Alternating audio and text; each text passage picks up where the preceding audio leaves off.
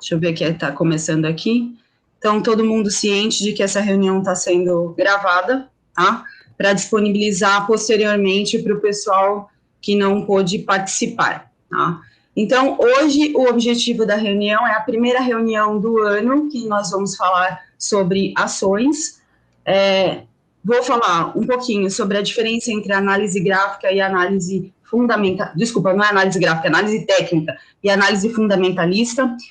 Os principais indicadores fundamentalistas e falar um pouquinho sobre o cenário para 2021, tá?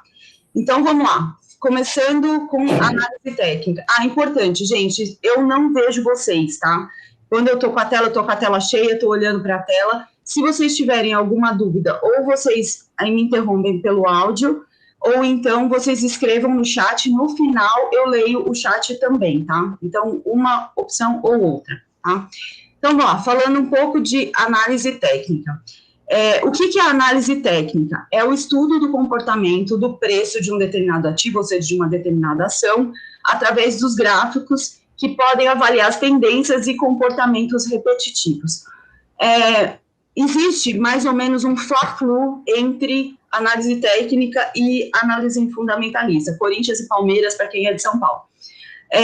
Porque são análises completamente diferentes, elas levam em conta várias técnicas e teorias totalmente distintas, mas não quer dizer que uma é melhor do que a outra, tá? Então é importante que fique bem claro isso, né?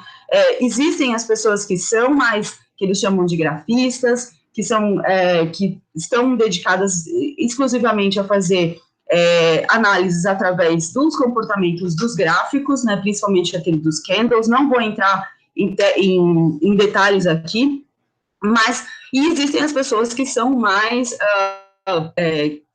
fundamentalistas, que analisam mercado e as empresas como um todo, mas não é certo nem errado. Não existe estratégia certa ou estratégia errada, existe a sua estratégia. Até se você quiser combinar uma estratégia de análise técnica com uma análise fundamentalista, isso é possível, né? Lógico que demanda estudo. E tanto uma quanto outra demanda estudo. Análise técnica não quer dizer que você vai lá sentar e ficar olhando para um gráfico e achar que tudo vai se resolver e vai ser super fácil de fazer. Não, não é. Inclusive, isso é uma questão do mercado hoje, né, que muita gente acaba, por exemplo, caindo no day trade e demonizando o day trade de forma injusta, porque as pessoas acabam cometendo erros por falta de estudo, por falta de entender o que é uma análise técnica, né?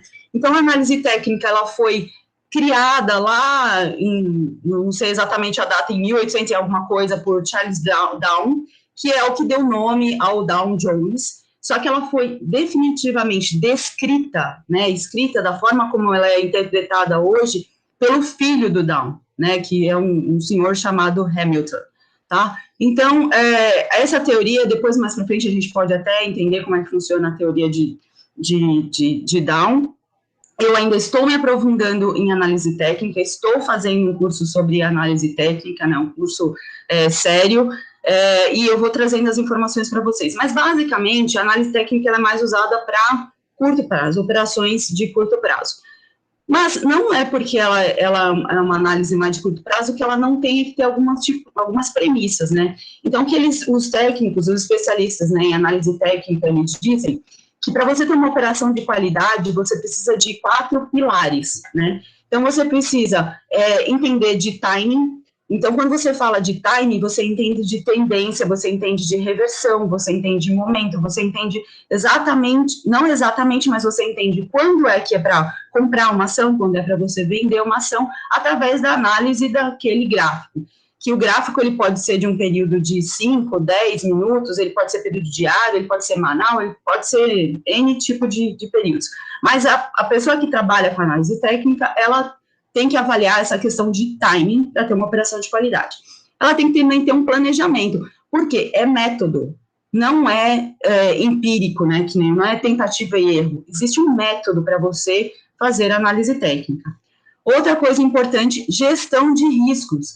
Você não vai enlouquecidamente começar a fazer compra e venda de ações com base em análise técnica. Existe toda uma estratégia de gestão de risco, você tem stop, você tem análise de comportamento das ações, você tem N coisas que você tem que considerar. Eu não vou entrar muito em detalhe, porque, na verdade, fica meio complexo, mas existem formas de você minimizar perdas, né? Não é tudo ou nada. Análise técnica não é tudo ou nada. E um dos componentes também muito importantes numa operação de qualidade é o controle emocional, que eu diria que é o mais difícil, né? Porque quando você trata de emoções, uma pessoa é diferente da outra, só que o comportamento de várias pessoas interfere sim no mercado, eles determinam o mercado. Haja visto o que aconteceu essa semana com aquela história do GameStop. Quem acompanhou o grupo, eu até expliquei um pouquinho, mas, na verdade, está tudo relacionado a controle emocional também, tá? Então, para ter uma boa análise técnica, uma operação de qualidade em análise técnica, tem que ter esses 4 fatores considerados: time, planejamento, gestão de risco, controle emocional. A análise técnica, ela tem vantagens e tem desvantagens, tá? Essa questão aqui que eu coloquei, inclusive, foi um material que eu obtive através do Rafael Figueiredo, que é um cara que é super conhecido de análise técnica. Ele é analista da Eleven, e ele mesmo, como um bom analista e como uma pessoa sensata, ele reconhece que existem vantagens e desvantagens. Apesar de ter 20 anos trabalhando com análise técnica, como tudo na vida, tem prós e contras. Né? Então, qual que é a vantagem da análise técnica? Você, olhando para um gráfico, você consegue ter um histórico de preços. Ela pode, sim, ser útil para análise fundamentalista. Ela reflete uma situação de mercado, né? Você consegue enxergar, através de análises de gráficos do mercado, por exemplo, do Ibovespa, né? Que você considera várias ações aí dentro do Ibovespa, você consegue enxergar a situação de mercado. Ela reflete volatilidade. Então, por exemplo, se você vai ver uma ação e você analisa ela ao longo do tempo, você consegue ver se é uma ação muito volátil ou se ela é uma ação de crescimento. Então, ela tem essa vantagem de você conseguir analisar tecnicamente uma ação. Ela serve para estratégia de timing, como eu comentei anteriormente. Não, então, o que é o timing? É você saber, através de comportamento do gráfico, a hora que você vai comprar ou vender determinado ativo, e ela também consegue te trazer uma administração de risco, né? Justamente porque você analisa informações técnicas que trazem um certo comportamento repetitivo, porque ao longo do tempo, o que o pessoal da análise técnica diz é que o mercado ele tende a se repetir, né? Os comportamentos são repetitivos, tanto quando você olha só para o mercado, quando você olha exatamente para uma ação. Então, é isso, você administrar o risco. Quando você vê que um determinado comportamento tende a se repetir, você entra ou sai daquela operação. E quais são as desvantagens? Sempre vai ter uma subjetividade, né? Principalmente para nós, que somos pequenos investidores, que a gente está trabalhando, a gente não tem robôs trabalhando para nós dentro da Bolsa, a gente sempre vai ter um critério de subjetividade, né? Eu gosto mais dessa ação, gosto menos daquela ação, né? Então tem uma questão de subjetividade. E você sempre vai ter uma visão tardia, apesar de você estar analisando um gráfico, né? Um determinado comportamento, ele só se demonstra a partir de, por exemplo, você está em alta, de repente, como é que ele vai demonstrar que ele vai começar a cair? Ele vai começar a cair. Então, por isso que você tem uma visão tardia, você consegue ver, se você estiver ali antenado, você consegue ver que vai começar a ter um comportamento de queda, mas já está acontecendo, né? Você está ali meio que correndo atrás do rabo. Tem muito ruído de informação. O maior exemplo essa semana foi o que aconteceu lá nos Estados Unidos. Então, é muita coisa acontecendo. A gente compara, por exemplo, se você está num show, num estádio, e de repente você ouve uma explosão, e aí todo mundo ouviu aquela explosão, começa todo mundo a correr, cada um corre para um lado, aquela confusão toda, só que em determinado momento as pessoas começam a entender que tem que ir para para a saída, né? E aí começa o comportamento de manada de todo mundo seguir para a saída. Mas até isso acontecer, tem aquela monte de informação, é um correndo, não, sai por aqui, sai por lá, e aí vira aquela confusão. Então, essa é uma desvantagem quando você trata da análise técnica, porque isso começa, né, a refletir nos gráficos. Reflete, obviamente, é o que eu acabei de falar, reflete essa volatilidade. Nós temos o viés da confirmação, então você só vê, normalmente você só vê o que você quer, né? E, assim como qualquer teoria, a de Dow também não é infalível. Então, basicamente, esse em poucos minutos aí, definindo o que é análise técnica. Quando a gente lá atrás, né, até para contextualizar quem está aqui chegando nesse momento, nós falamos do grupo, nós decidimos, né, em conjuntos, que a gente ia trabalhar mais com a análise fundamentalista. Né? Por quê? Porque são estratégias completamente diferentes, então é muito confuso tratar no mesmo grupo pessoas que seguem a técnica e a pessoa que segue a fundamentalista, né? Então, a técnica, ela é mais para quem está lá em operações mais de curto prazo. Então, quando você fala de um day trade, quando você fala de um swing trade, que swing trade, tudo bem, é tudo que é vendido depois, ou tudo que é operado um dia depois, né? Mas, assim, quando você pensa num swing trade de uma semana, um mês, vai seguindo lá um determinado ativo, isso não tem nada a ver com análise fundamentalista. Então, quando a gente decidiu pelo grupo, a gente vai trabalhar mais forte nessa questão de análise fundamentalista, que é uma análise mais aprofundada. Então, o que é a análise fundamentalista? Então, ela é a avaliação do valor intrínseco, né? Então, o valor que está ali dentro de um ativo, de qual é o valor daquela determinada ação, através da análise de fatores econômico-financeiros e perspectivas futuras.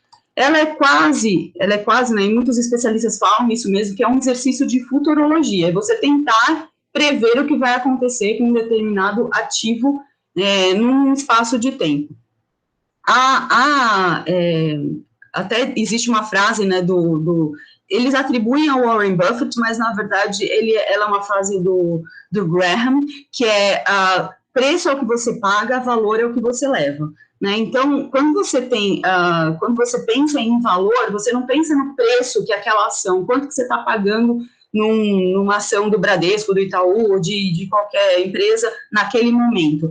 A análise fundamentalista, ela tenta trazer para o presente o quanto aquela empresa valeria, e você consegue enxergar se aquele preço está caro ou está barato. Gente, é fácil fazer isso? Não, não é fácil. Porque se fosse fácil, estava todo mundo milionário. Inclusive, né, todo mundo que é analista estaria milionário. Não é fácil, né? Mas existem conceitos, né, existem técnicas para poder fazer isso.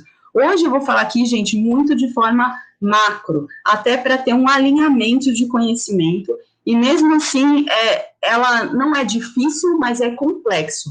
Não é uma coisa que você senta aqui, em 15 minutos eu fiz uma análise fundamentalista. Não, né? A análise fundamentalista, ela segue duas estratégias principais, que você pode fazer uma análise top-down, né, de cima para baixo, como você pode fazer uma análise em bottom-up, que é de baixo para cima. Então, onde que começa? Se você está no top-down, onde você começaria? Você começa lá na análise macro, global, local. Então, em que mercado aquela empresa está inserida? Então, por exemplo, vamos tomar, por exemplo, uma empresa de construção, uma EZTEC, né? A EZTEC, ela está inserida no mercado brasileiro. Quais são as perspectivas do mercado brasileiro para a construção civil? Existem boas perspectivas? Essas são as perguntas que normalmente se fazem nessa análise macro. Quantas construtoras estão atuando no mesmo mercado da EZTEC? Qual é o mercado da EZTEC? Ela está só em São Paulo? Ela está no Rio de Janeiro? Ela está no Brasil inteiro? Qual é o déficit habitacional que existe hoje no Brasil? Quantas moradias precisariam ser construídas para que todo mundo tivesse uma casa própria? Isso é possível? Então, é esse tipo de análise. Você pega lá o macro, o global, o local, e aí você vai descendo. Então, vamos estudar o setor mesmo da empresa e a empresa em si, né? Então, você vai estudar como que está o comportamento dos preços de material de construção, como é que as empresas que são concorrentes estão se comportando, quais os principais lançamentos que a EZTEC faz, e aí desce para análise também, que isso é qualitativo. Depois eu vou mostrar um outro gráfico que mostra mais claramente. Qualitativo. Quando você desce para os números da empresa, então eu vou olhar agora para o balanço patrimonial e o demonstrativo de resultados do exercício da RE da EZTEC. Eu vou tirar uma foto da EZTEC e vou analisar a EZTEC. Aí, isso é uma análise quantitativa, análise dos números exatamente da empresa. E aí você também tem a análise técnica, que pode entrar ou não dentro dessa análise. Vamos olhar lá no gráfico como que está o comportamento das ações da EZTEC num histórico dos últimos 10 anos, né, ou desde que ela foi listada em bolsa.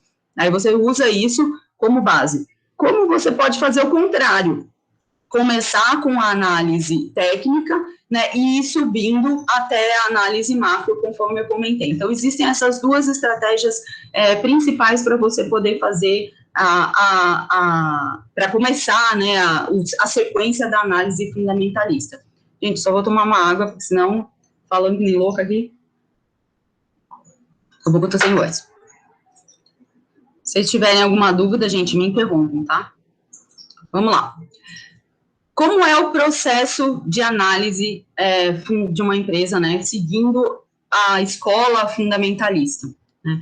Então, só reforçando tudo que eu falei antes. Então, você olha as perspectivas do mercado e da administração da empresa. Então, você olha nos relatórios, né, nos RIs, relações com o investidor, os sites de relação de investidor das empresas, que elas são obrigadas a publicarem essas informações, você tem essas informações de perspectiva de mercado, elas estão lá, né, nos relatórios trimestrais.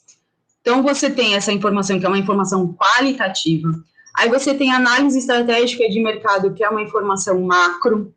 Você tem os resultados históricos, são informações quali e quantitativas. Tem as premissas de projeção, demonstração de resultado, balanço patrimonial, que são quantitativas. Fatores econômicos, né, macroeconômicos, que é macro. Endividamento da empresa, que é quantitativo, e aí você chega no fluxo de caixa projetado, que é o tal do valuation, né, que você chega aqui na taxa de desconto, e finalmente você chega no valor da empresa. Ou seja, aqui está demonstrando um macro, começando do macro, usando todas as informações, e chegando no valuation. Gente, valuation não é uma coisa que você senta e vai fazer tranquilamente, não. Existe técnica, existe estudo, você precisa tem faculdade, tem MBA para isso, para você fazer valuation. Então, para quem está começando, eu acho que tem muita gente aqui que é iniciante, tudo isso pode ser, assim, assustador, né? Então, não se assustem, na verdade, é só você ter uma calma, né? Não adianta querer sair correndo e falar assim, nossa, eu preciso entender tudo isso, eu vou precisar fazer um valuation dessas ações antes de investir. Não. Analisa o mercado como um todo, né? Analisa quais são as melhores empresas do mercado. Começa com as maiores, com as que pagam mais dividendos. Aí, aos poucos, vocês vão se aprofundando. O que eu estou mostrando aqui é só o que é o melhor dos mundos. Qual é o melhor dos mundos? Qual é o ideal? Você fazer uma análise fundamentalista. Todo mundo vai ter condições de fazer isso no curto prazo? Muito provavelmente não. E muitas pessoas não vão nunca ter tempo para isso. Então, para isso existem as casas de análise. É para isso que elas existem, justamente para fazer esse tipo de análise. Tanto tem as casas de análise que trabalham mais com a parte técnica, como tem as principais, são análises fundamentalistas, que elas vão lá, elas têm trocentos analistas que conhecem muito daquele determinado mercado. Normalmente tem um analista para cada mercado, para cada setor. Então tem o cara do petróleo, tem o cara da construção, tem o cara do varejo, e aí eles vão analisando tudo isso, só para você entenderem até o processo que existe atrás dessas carteiras recomendadas de grandes corretoras e de grandes casas de análise, tá? Então, o processo, ele segue esse fluxo, né, de você coletar os dados históricos, ver qual que é o direcionamento da companhia, fazer projeções e a taxa de desconto, que é aquilo que eu falei. Nada mais é de você trazer uma informação, né, um número que está lá no futuro, você trazer ele para o presente, né? Só que aí você vai, essa taxa de desconto são fatores que você vai descontando, por exemplo, como inflação, você vai descontando ao longo do tempo e traz o valor presente, e aí se chega, quem aqui já teve acesso a informações de casa de análise, ou mesmo quando você lê o InfoMoney, muitas vezes eles falam, o preço-alvo de determinado ativo é X. É por conta disso, porque eles trazem para o valor presente qual seria o valor justo, né? O valor que seria aquela ação naquele determinado momento, tá?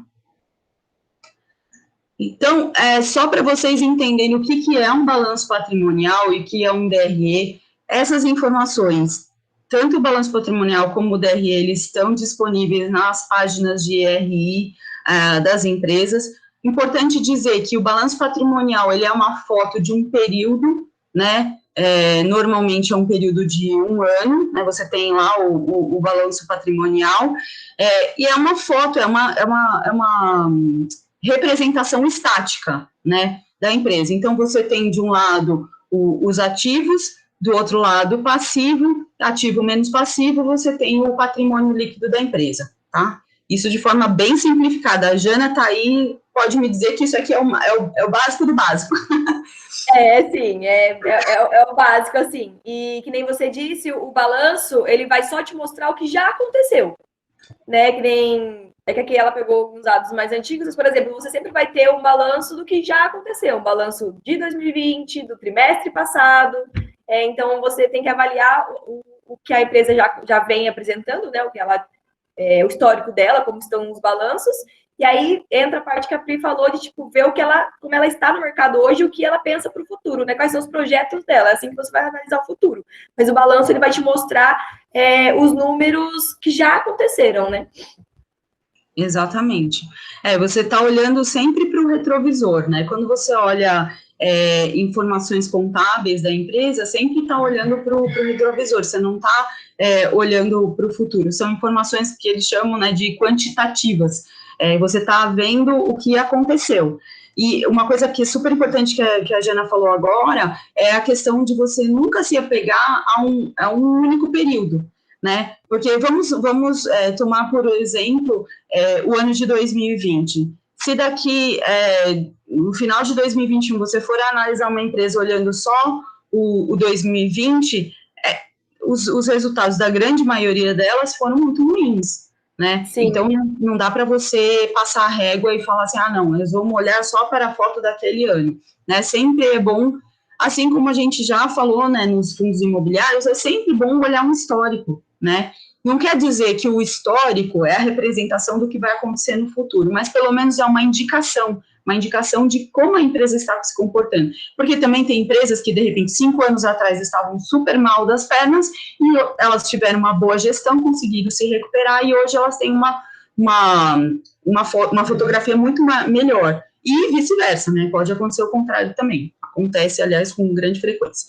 Então, porque a contabilidade é usada exatamente para isso, para tomada de decisão. Por isso que são números que já aconteceram. Eles avaliam, eles fecham 2020 para poder avaliar o que eles vão fazer agora. Então, às vezes ela não estava tão bem alguns anos anteriores, e através desses dados, eles tiveram base para fazer planos e falar, olha, a gente tem que melhorar aqui, aqui e aqui. A gente está com muito empréstimo, a gente está com pouco caixa. Então, a contabilidade mostra para a empresa o que eles têm que melhorar.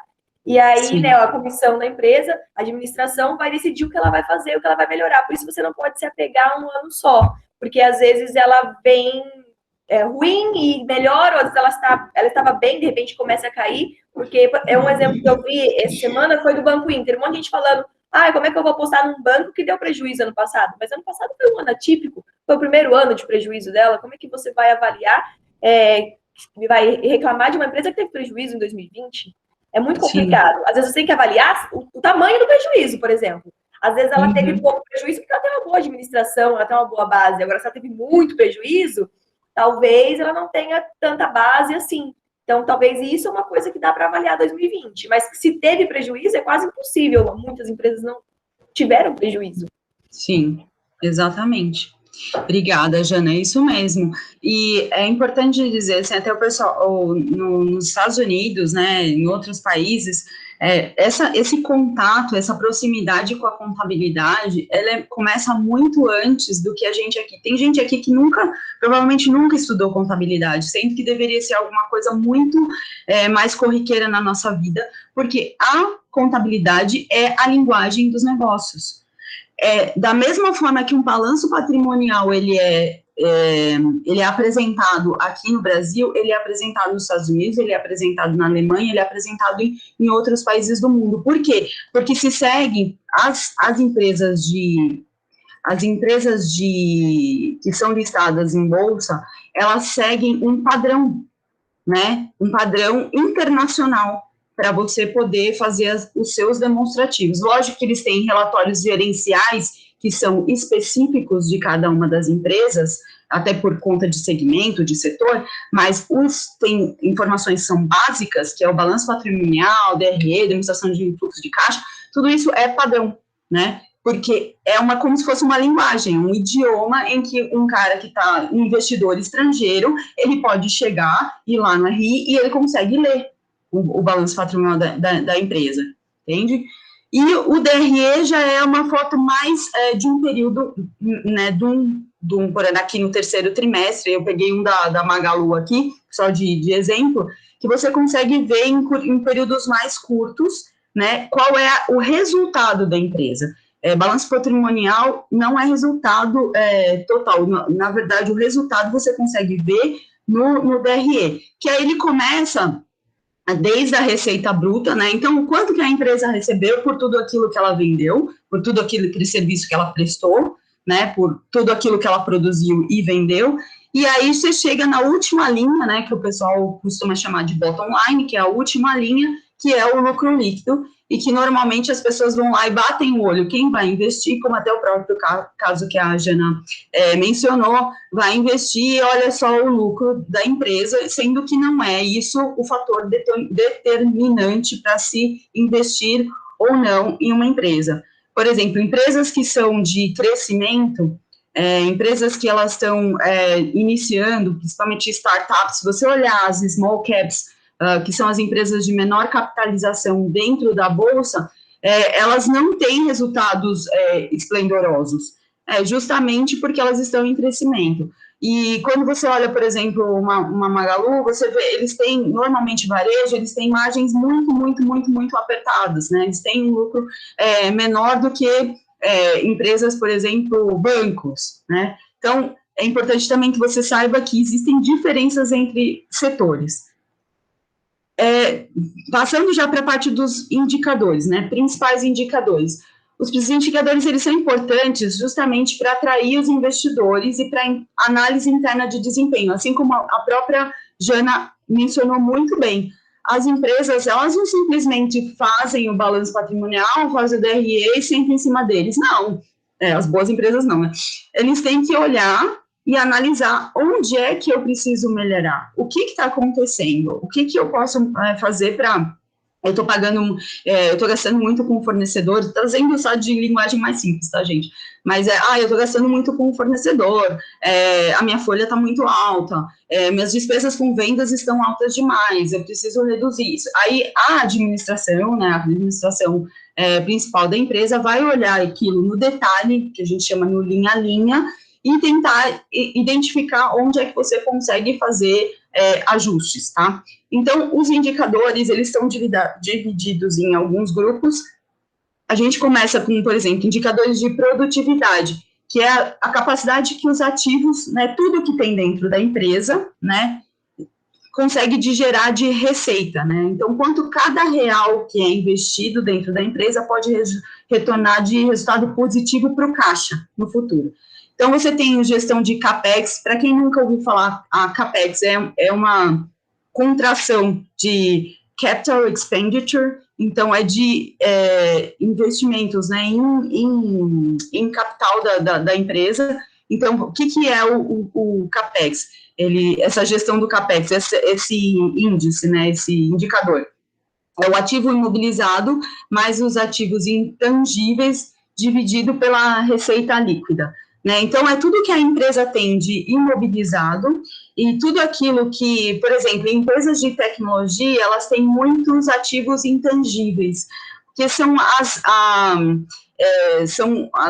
por exemplo, em software que elas estão desenvolvendo, entendeu? Toda aquela inteligência que está dentro daquele software, que as pessoas que estão envolvidas naquele projeto, tudo aquilo que está acontecendo, você não pega com a mão, você não consegue segurar, não é um computador, né? Não é uma mesa, uma cadeira, que você colocar uma etiquetinha lá e vira ativo mobilizado. São ativos intangíveis. Então, isso também tem uma precificação, né? Uma coisa mais complexa, mas e isso serve também como gestão do que está sendo investido dentro da empresa. Tem também a gestão do capital de giro, né, que é o ativo circulante menos o passivo circulante dividido pela receita líquida.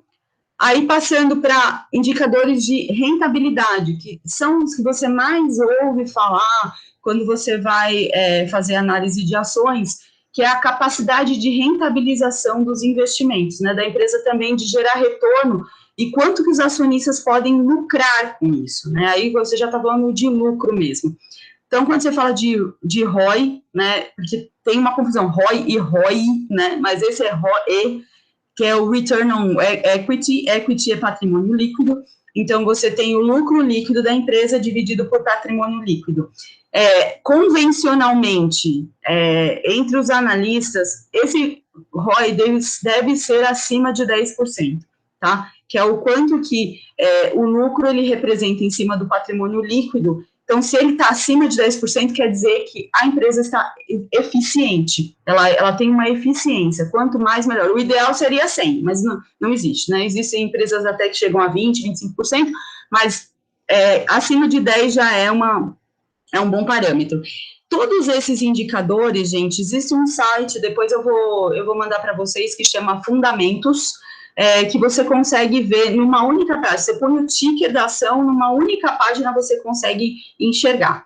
Tem um outro também, porque é um outro site de um cara que chama Leandro Cabral, que ele tem um site que chama 500 Pratas. Ele tem um curso de graça, são vários videozinhos do YouTube, que explicam exatamente cada um dos indicadores. Então, quem está aqui hoje e quer se aprofundar nisso, eu vou botar o link lá, porque vale muito a pena assistir e anotar e reassistir de novo, porque para quem não tem essa proximidade, né, com a contabilidade, realmente isso aqui é grego, né? Basicamente é isso. Se você, para um engenheiro, isso aqui é grego, para uma pessoa que trabalha, sei lá, na saúde, isso aqui provavelmente é grego, se não estiver no administrativo, isso aqui é grego. Bom, continuando, então você tem o Return on Equity e tem o Return on Invested Capital, que é o lucro operacional dividido por patrimônio líquido mais empréstimos. Esse daqui ele é melhor para analisar as empresas quando as empresas têm alto nível de endividamento. Lembrando, endividamento numa empresa nem sempre é uma coisa ruim, tá? Muitas empresas, elas precisam alavancar ou endividar para elas poderem crescer. Quando você olha, por exemplo, para empresas do setor elétrico, imagina o tamanho de um investimento que tem que ser feito para você fazer uma estação de energia, ou você construir uma hidrelétrica, sei lá, qualquer coisa dessas coisas gigantescas, pensa uma coisa gigantesca, né? A empresa ela não consegue gerar receita suficiente para ela poder fazer isso daí. Então, ela tem que ir para o mercado e captar recursos. Como é que ela capta recursos? Ela capta recursos tanto fazendo follow-on, né, aumentando a participação dela no número de ações, trazendo para o caixa, ou elas podem, por exemplo, pegar empréstimos. Então, quando você vê debentures, né, você vê grandes empresas emitindo debentures, para quem não sabe, debentures é uma renda fixa, né, para nós, a gente, quando você quer emprestar para uma empresa, a empresa emite debentures, você vai lá, investe, ela vai pagar uma certa rentabilização para isso, e ela pega esses valores justamente para investir nesse tipo de projeto. Então, tudo isso entra nessa parte aqui de empréstimos, né? Então, esse indicador é muito bom para empresas que têm um alto nível de endividamento, porque ele desconta essa parte E os que a gente mais ouve falar, que são de desempenho operacional, que são as eficiências da venda mesmo, quanto que a empresa tem capacidade de gerar de lucros para cada real que ela investe, que ela vende. Né? Então, você tem, tanto começando lá pela margem bruta, que tem o lucro bruto dividido pela receita líquida. O mais adequado é sempre olhar a margem líquida, né, que é o lucro líquido, ou seja, sem impostos sobre a receita líquida. A receita líquida, ela desconta, por exemplo, devoluções, cancelamentos, né, porque uma coisa é você faturar, outra coisa é você realmente transformar isso em caixa para dentro da empresa. E tem o EBIT, que é Earnings Before Interest and Taxes, que são os ganhos antes dos juros e taxas, né? Então, a margem EBIT é o EBIT dividido pela receita líquida. O EBITDA ou EBITDA, né? Cada um fala de um jeito. Tem Earnings Before Interest, Taxes, Depreciation and Amortization. Então, é a mesma coisa que o anterior, tirando ainda as depreciação e amortização. Você enxerga isso aqui também, deixa eu mostrar aqui no DRE, tá? Então, quando você pensa aqui, receita bruta, né, então aí você tira os impostos e aquelas devoluções, cancelamentos que eu falei, você tem a receita líquida. Aí tem o custo total, quanto que a empresa precisa para se manter, né? Em termos gerais é isso. Depois, aí você chega no lucro bruto. Despesas, aqui vem o SG&A, que são as despesas que são com vendas administrativas, N outras despesas que entram aqui, despesas operacionais, você chega no EBITDA, e aí tirando, lembra que eu falei agora há pouco, tirando a depreciação e amortização, você chega no EBIT. E, finalmente, no lucro operacional, quando chega no lucro operacional, você tira os impostos, aí chega na última linha lá, que é o lucro líquido mesmo da empresa, que é o que efetivamente ela gerou de resultado, tá? E é o que é distribuído para os acionistas. Outros indicadores, essa é o último slide, tá, gente? Que são os múltiplos, que você usa para comparar com outras empresas do mesmo setor. Então, o PL, que é o preço da ação dividido pelo lucro por ação, né? Então, ele é mais utilizado para comparar mesmo entre as empresas, ele representa quantos anos o acionista vai ter o retorno do investimento. Então, se você tem um PL de 5 vezes, né, 5 vezes o preço da ação, o lucro da ação dá uma unidade de 5, quer dizer que vai demorar 5 anos para recuperar. Aquela ação ela vai ser recuperada em 5 anos de lucro da companhia. Portanto, né, quanto menor o PL, melhor. E o EBITDA, o EV sobre o EBITDA, que é o valor da empresa, incluindo o valor de mercado das ações, mais as suas dívidas. Lembra que eu comentei, né, que existe esse aqui, ele é mais também adequado quando a empresa é uma empresa endividada, porque às vezes, só esse múltiplo do PL, ele não representa, ela pode parecer que ela está descontada, só que ela tem dívida, ou vice-versa, tá? Então, esses dois múltiplos, eles são os principais para você poder fazer a análise. Aí você vai falar, não, Priscila, pelo amor de Deus, tá, é muito para mim, eu não vou conseguir, não tenho como olhar tudo isso, é muito complicado. O que eu sugiro para quem está começando? Primeiro, não vá no básico, né? Vá nas empresas, nas maiores empresas, desde que elas estejam alinhadas aos seus valores. Então, por exemplo, um exemplo meu, eu não invisto em Vale, porque me incomoda um pouco toda a questão que aconteceu com a Vale. Ela é a gigante. Se você olhar dentro do Ibovespa, ela que tem o maior peso, né? Uma das que tem o maior peso, se não é a maior. Só que eu não olho para a Vale, tá? Olha para bancos, né? Setor perenes, olha para energia, né? Grandes da energia, olha para saneamento, né? Não não vá olhar exatamente para aquelas empresas small caps, eu vou olhar para aquela que acabou de entrar na bolsa, que nem, essa semana me perguntaram da Neogrid. Gente, Neogrid fez IPO em dezembro, não tem nem como se situar. Ela é uma empresa sólida? Ela tem 22 anos de mercado. O cara que fundou a Neogrid, ele é o cara que fundou a DataSul, que depois foi comprada pela TOTUS, que é uma gigante, é a maior casa de software, a maior empresa de software do Brasil. Mas isso não quer dizer que ela já esteja consolidada dentro da Bolsa. Uma empresa que acabou de fazer a IPO, como a Pets, por exemplo, como a Redditor, por exemplo, você não consegue avaliar. Por quê? Primeiro, que ela ainda nem apresentou resultado. Ela já faz balanço patrimonial, ela já faz TRE, lógico que faz todas, elas fazem, e foi necessário que elas preparassem isso até para entrar no IPO. Mas elas não eram obrigadas a divulgar, né? Então, você não consegue analisar com mais profundidade grandes empresas. Se você não consegue analisar com mais profundidade, é melhor deixar essas de lado, deixa o mercado andar um pouco, deixa elas se consolidarem mais. Por mais que você goste muito daquela determinada empresa, a menos que você queira correr o risco, porque, não, eu acredito na empresa, eu sou, sei lá, sou funcionário da empresa, eu sei que essa empresa vai crescer muito. Aí você investe. Mas trazendo um pouco para a realidade, porque quando você abre o Google, você entra no YouTube e você vai procurar como analisar uma empresa, gente, é de enlouquecer. Porque você tem pessoas que são super qualificadas, são analistas que estão tentando explicar de uma forma simples uma coisa que acaba sendo complexa. E aí vira aquele paradoxo da escolha. Eu não sei o que eu faço, eu não sei se eu... Aí você não investe, né? Você se trava, não investe em nada. Então, comecem pelo simples, analisa o setor, começa pela análise macro, né?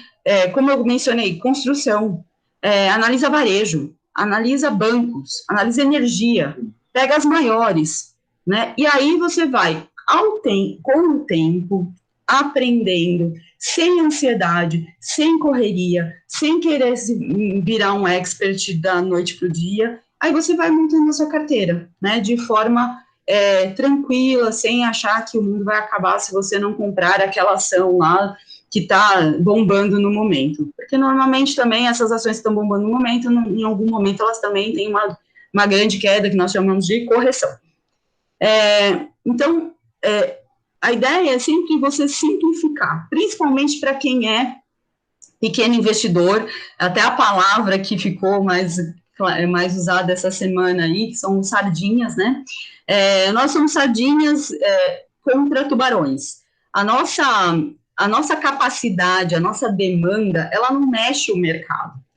Por que aconteceu aquele negócio do GameStop lá nos Estados Unidos? É porque vários investidores pequenos se juntaram para forçar o mercado, e isso, inclusive, é antiético, e aqui no Brasil ele é passível de penalidade, né, pela CVM, para forçar o mercado por N situações que aconteceram lá, né, não vou entrar nesse mérito aqui, mas o que manda, né, o que normalmente manda são os grandes players do mercado, né, são os grandes fundos que investem em ações, são as grandes gestoras. Então, não adianta a gente querer falar assim, não, eu vou conseguir construir uma carteira perfeita que vai render 30% ao ano.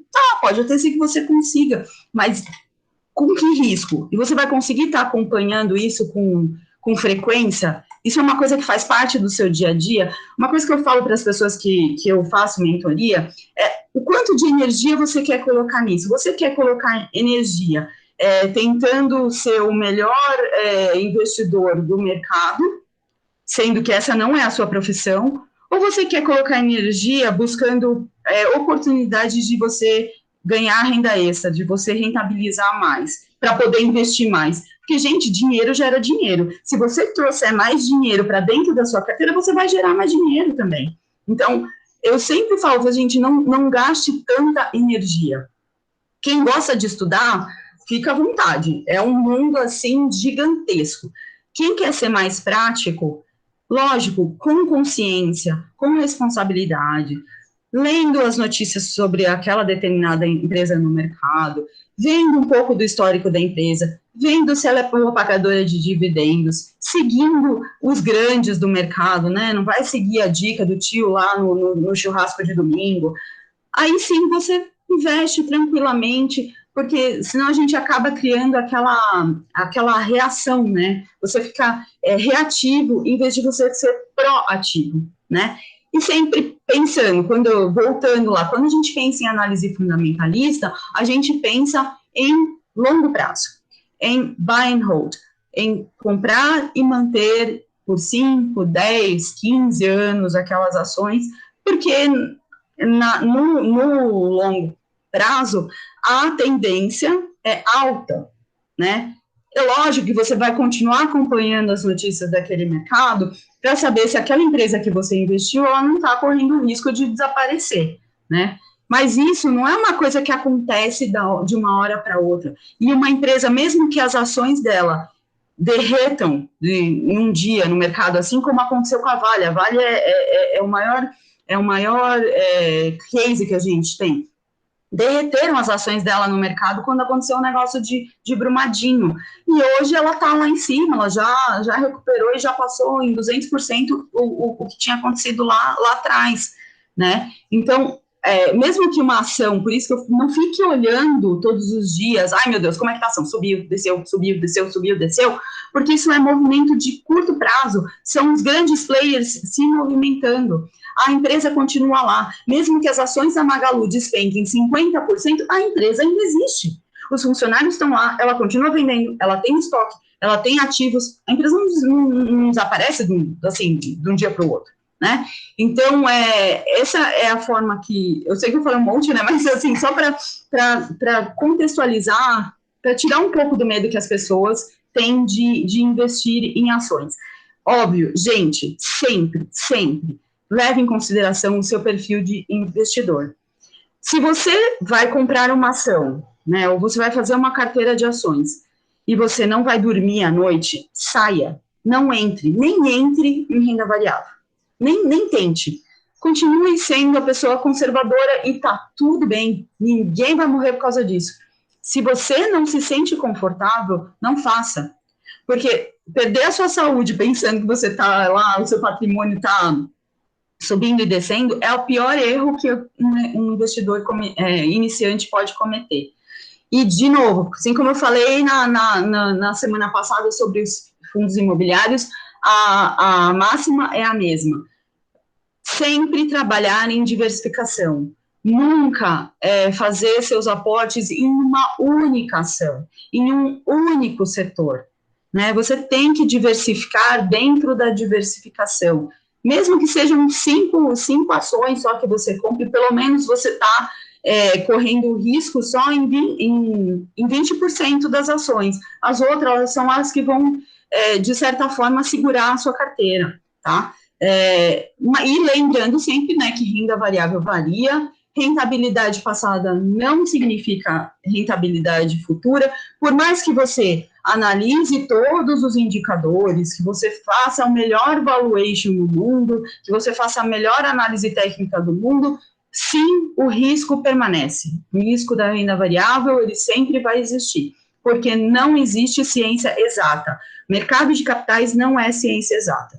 Não é um pré-fixado, não é nem pós-fixado. Ele é uma ciência inexata, porque depende muito de comportamentos, e comportamentos não são previsíveis, né? Então, essa eu queria falar para vocês hoje. Com relação a, né, falta um pouquinho de falar sobre o cenário de 2021. Para 2021, cautela, né? Acho que essa é a palavra mais importante para 2021. Nós estamos em um período ainda de muitas incertezas. Nós não sabemos exatamente como é que o mercado vai se comportar, tanto que, por exemplo, estava todo mundo eufórico no início de janeiro, Bolsa bateu 125, ontem fechou 115, né? Isso é a renda variável. Por quê? Porque existem várias incertezas. As vacinas chegaram, vacinas chegaram. Ninguém consegue ser vacinado. O mercado cai. O Biden foi eleito. O Biden foi eleito. Ele não consegue aprovar o 1 trilhão lá de benefícios para o povo americano. Ai, meu Deus. Então, é assim, né? Então, esse ano ainda demanda muita cautela. A Bolsa no Brasil está subindo por fatores mais externos do que internos, porque existe um grande fluxo de capital estrangeiro, acho que eu falei disso na outra semana, mas reforçando, para quem não estava, as taxas de juros mundialmente estão baixas. Os grandes investidores, eles querem lucratividade, eles querem rentabilidade. O que eles vão fazer? Eles correm para os mercados emergentes, onde existem mais possibilidades de rentabilidade. Só que eles normalmente não correm para empresas menos, eles correm para empresas mais consolidadas. Então, se eles vêm para o Brasil, eles vão investir em Petrobras, eles vão investir em Vale, eles vão investir em bancos, né, em setores que são mais consolidados. Porque todo mundo sabe que o Brasil é uma caixinha de surpresas. E, falando em cautela, o Brasil ainda reserva uma boa caixinha de surpresas para nós, que é a questão do ajuste fiscal. Hoje, esse é a maior ponto de interrogação, é a questão do ajuste fiscal. Basicamente estamos com dívida até as tampas, a gente vai conseguir pagar? Essa é a dúvida que paira no ar. Porque se o Brasil não conseguir pagar essas dívidas, ele vai perder ainda mais o grau de investimento, os investidores vão correr para o México, para o Chile, para a China, para qualquer lugar e correr do Brasil. E aí a Bolsa vai lá para baixo. Tá? Então, é mais ou menos, quando você pensa em investir na Bolsa hoje, é muita cautela, tá? Diversifiquem também em outros ativos, tenham reserva de emergência, tenham reservas em renda fixa, tenham uma parte em fundos imobiliários de escola de Bolsa, né? Se as coisas começarem a andar um pouquinho melhor, os shoppings começarem a vender, independente do ajuste fiscal ou não, os fundos imobiliários tendem a ter uma melhora, né? Então, diversificar é lei, gente, é lei. Se você ouvir qualquer especialista em investimento, todos eles falam que você tem que diversificar, colocar tudo numa mesma cesta, você cai com a cesta de ovos, os ovos vão todos embora e você não faz nada com isso, você fica passando fome. Então, por mais atrativo que seja, por mais interessante que seja a gente tentar fazer investimentos só em um único tipo de ativo, por mais cômodo que seja, fujam da comodidade. Comodidade nem sempre significa segurança, né? Então, vocês, por favor, tentem diversificar ao máximo, e acho que eu vou parar de falar, porque eu falei pra caramba hoje. Se vocês tiverem algum comentário, alguma dúvida, eu vou dar uma olhadinha aqui no chat para ver se alguém tem. Pergunta aí do... Peraí. Deixa eu voltar. Nossa, gente, tem um monte de coisa aqui. Não, deixa eu começar aqui. Jailson, esses encontros mais antigos estão gravados? Tem alguns que sim, Jailson. Eu vou botar lá todos os que estão gravados. A Ju respondeu, né? Só 2 que tiveram problemas. Porque eu ainda não tinha a versão do Google Meet que dava para gravar. Blá, blá, blá. Vitor, para ganhar os dividendos, as ações devem ficar por quanto tempo comigo? 1 ano? Não existe essa métrica, Vitor. Na verdade, o que acontece? Se você comprar uma ação e você tiver no Datacom, né, a data que ainda dá direito a pagamento de dividendos, e você receber os dividendos no dia seguinte, se vender, acabou. Você não precisa ficar 1 ano, tá? Mesmo porque não existe uma regularidade no pagamento das ações de dividendos. Tem empresas que pagam trimestralmente, tem empresas que pagam anualmente, tem empresa que não paga.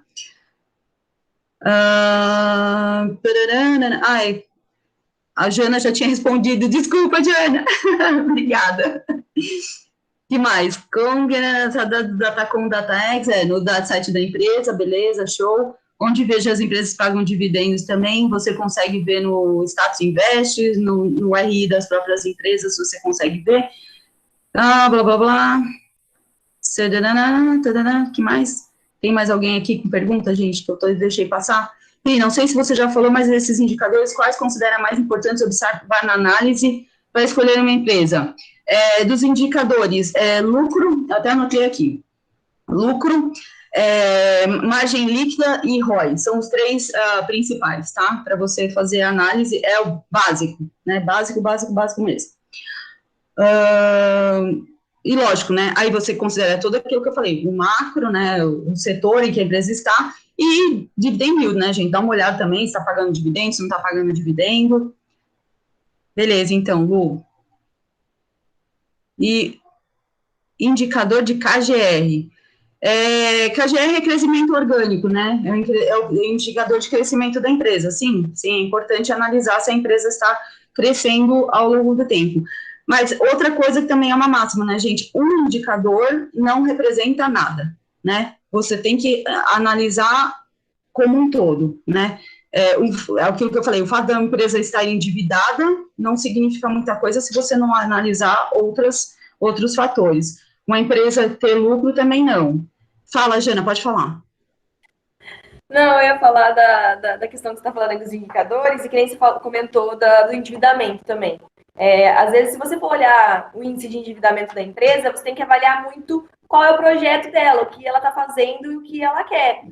Porque quando a Pri falou das empresas elétricas, veio na minha mente na hora que eu estava trabalhando com umas empresas que elas não estão na bolsa ainda, mas elas começaram a investir aqui no Brasil em usinas de placas solares. E eram empréstimos absurdos. Era empréstimos absurdos, tudo para a construção, porque no caso dela, ela estava começando a construir, mas se você pegar uma empresa elétrica que quer construir uma outra usina, uma usina nova em algum outro lugar do Brasil, vai ser um investimento absurdo de milhões e milhões. Isso. Então, quando você for olhar o endividamento, não olhe só o endividamento, nossa, a empresa está endividada, eu não vou comprar ela. Você tem que avaliar se esse endividamento não é para o crescimento dela. Sim. E se for para o crescimento, que nem a Pri falou, é uma dívida boa. Vamos dizer assim, é uma dívida para aumentar o capital de giro dela e para ela construir algo para aumentar um lucro futuramente. Sim, isso aí. Irã, pode falar. Gente, tudo bom? Vocês estão me ouvindo bem? Porque eu não estou... Estamos ouvindo sim. Só uma contribuição minha aí com a reunião, seguinte, eu utilizo casa de análise para poder fazer investimentos há bastante tempo já e tenho resultados com isso.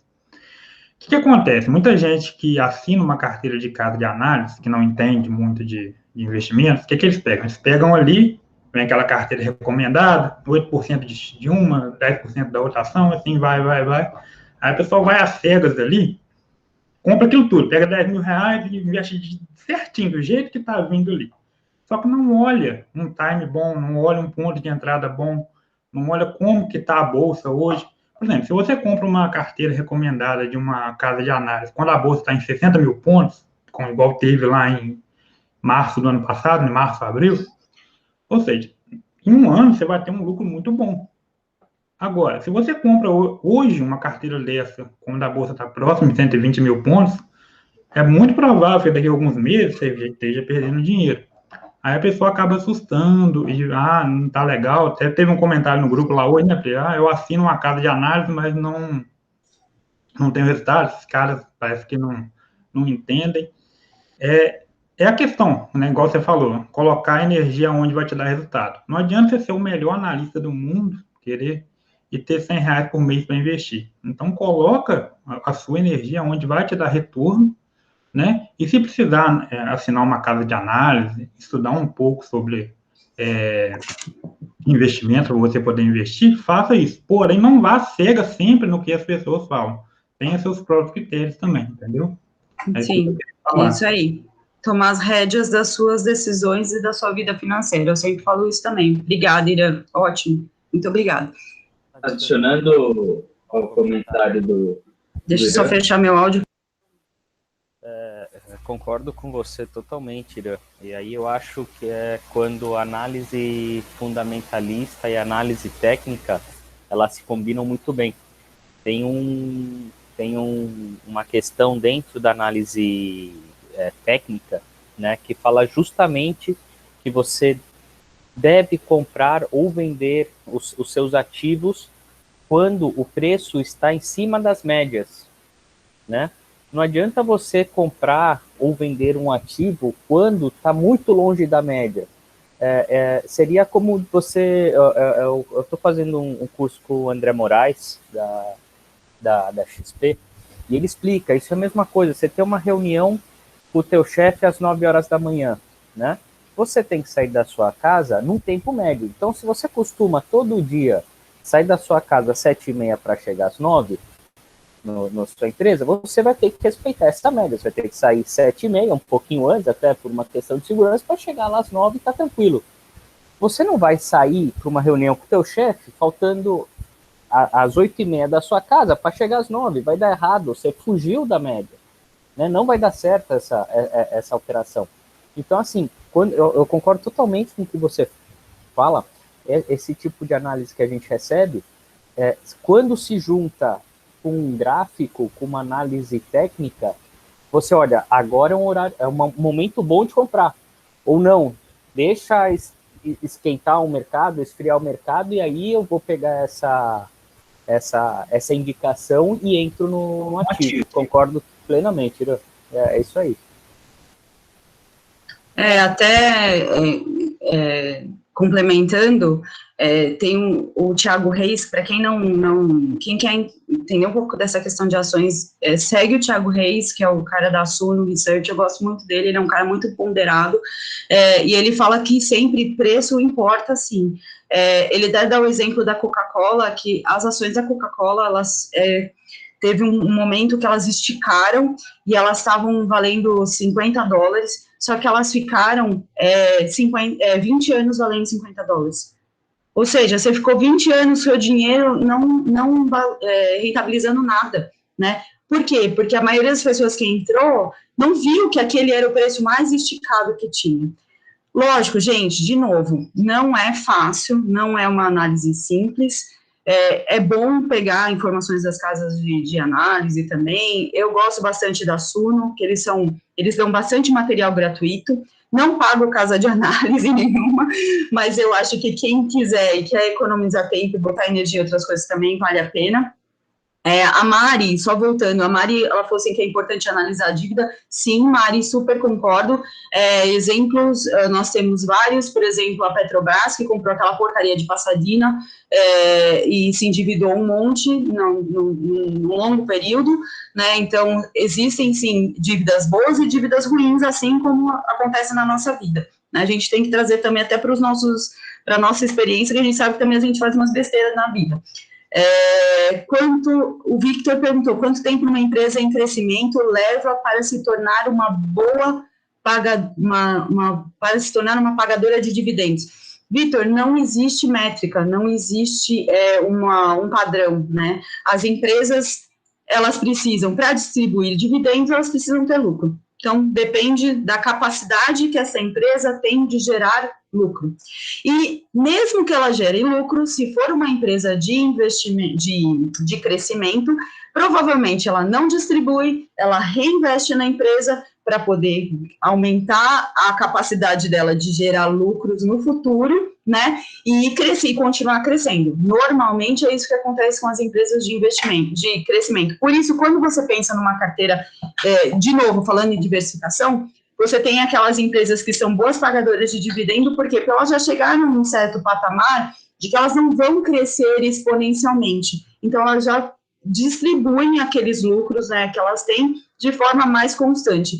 E, ao mesmo tempo, na sua carteira, você pode ter um percentual dedicado a empresas de crescimento, que são as empresas que, ou essas que acabaram de entrar na bolsa, você tem Pets, tem Neogrid, tem a Redditor, tem N empresas que acabaram de entrar, ou são as que já estão na bolsa há algum tempo, mas ainda você sabe que são empresas que estão crescendo muito, e aí você compor a sua carteira dessa forma, mas não existe uma métrica, né?